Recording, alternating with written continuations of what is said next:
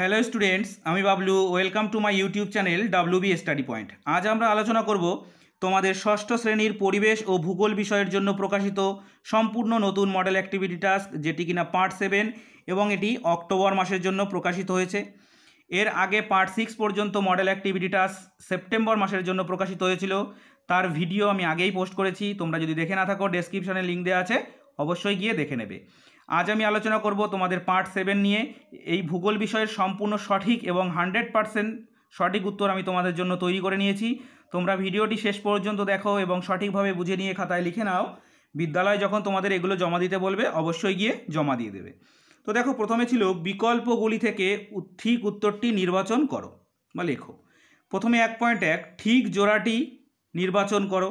কয় আছে এক্সোস্ফিয়ার থেকে মেঘের উৎপত্তি, খ ভূত্বক পরিচলন স্রোত, গ সমুদ্র জল পৃথিবীর মোট জলের 3 অংশ এবং ঘ বিশ্ব উষ্ণায়ন মরুভূমির প্রসার। তাহলে এর মধ্য থেকে আমাদের সঠিক অপশানটি কি হবে? অপশান ঘ বিশ্ব উষ্ণায়ন, যার ফলে কি মরুভূমির প্রসার হচ্ছে। এবার আছে দেখো 1.2 আন্টার্কটিকার স্থায়ী বাসিন্দা পেঙ্গুয়েনের প্রধান খাদ্য হলো ক শিল, খ তিমি, গ ক্রিল এবং ঘ অ্যালবাস্ট্রস। তাহলে আমাদের সঠিক উত্তরটি কি হয়ে যাবে? অপশান গ ক্রিল। এরপরে আছে 1.3 সূর্যরশ্মির যে অংশ পৃথিবীর বায়ুমণ্ডলকে উত্তপ্ত না করে সরাসরি মহাশূন্যে ফিরে যায় তাকে কি বলে? ক আছে পার্থিব বিকিরণ, খ কার্যকারী সৌর বিকিরণ, গয়ে ইনসোলেশন এবং ঘয়ে আছে অ্যালবেডো। তাহলে আমাদের সঠিক উত্তরটি কি হয়ে যাবে? না অপশান ঘ অ্যালবেডো। নেক্সট প্রশ্নটি দেখো 1.4 ক্রান্তীয় পর্ণমোচী উদ্ভিদের একটি উদাহরণ হলো কয় আছে ফার, ক্ষয়ে ক্যাকটাস, গয়ে পলাশ এবং ঘয়ে আছে গরান। তাহলে আমাদের সঠিক উত্তরটি কী হয়ে যাবে? গ অপশান পলাশ। ঠিক আছে, এবার চলো আমরা 2-এর দাগের প্রশ্নগুলো একটু দেখে নিই। একটি বা দুটি শব্দে উত্তর দাও। 2.1 আছে পৃথিবীর বাইরের শক্ত আবরণ কী নামে পরিচিত? 2.2 আন্টার্কটিকা শব্দটির অর্থ কী? 2.3 কোন গোলার্ধে সমষ্ণ রেখাগুলি পরস্পর থেকে দূরে অবস্থান করে? এবং 4 ভারতের মূল ভূখণ্ডের দক্ষিণতম বিন্দু কোনটি? তো এই প্রশ্নগুলোর উত্তর আমি খাতায় তৈরি করে নিয়েছি তোমাদের জন্য, তো তোমরা সেটি দেখো। দেখো, প্রথম প্রশ্নটি ছিল পৃথিবীর বাইরের শক্ত আবরণ কী নামে পরিচিত? উত্তরটি দেখো, পৃথিবীর বাইরের আবরণ ভূত্বক নামে পরিচিত। তো এখানে একটু শক্তটা লিখে দেবে, ভূত্বক নামে পরিচিত। এবার 2.2 আন্টার্কটিকা শব্দটির অর্থ কী?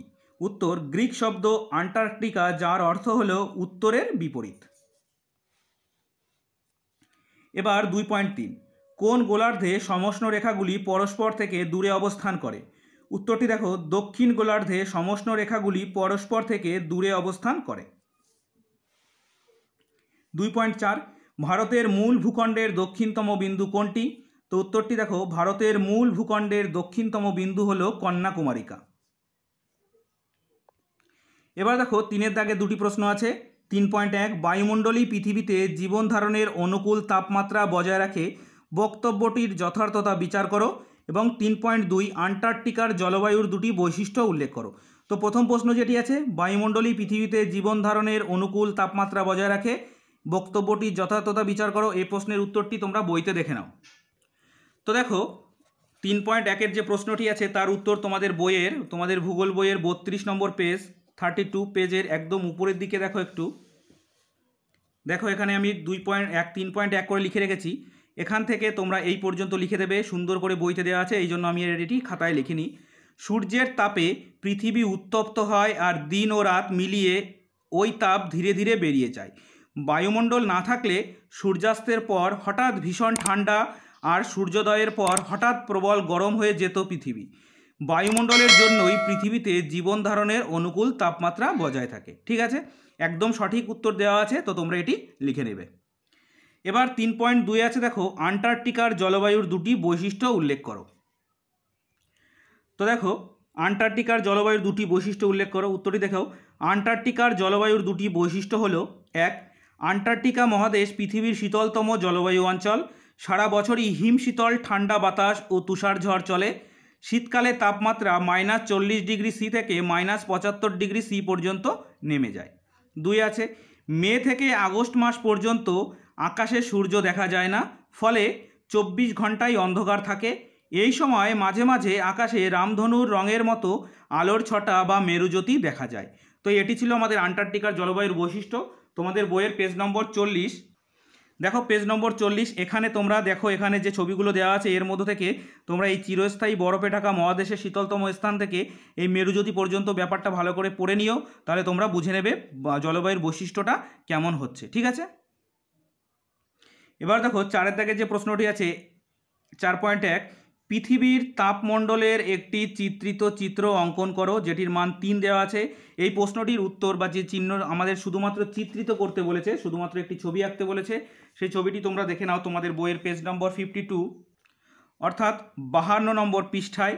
দেখো এখানে যে ছবিটি আছে এই গোলাকার ছবিটি তোমরা এঁকে দেবে এবং যেমনভাবে কালার করে দেওয়া আছে এরকমভাবে যদি রং করতে পারো তো খুবই ভালো হয়।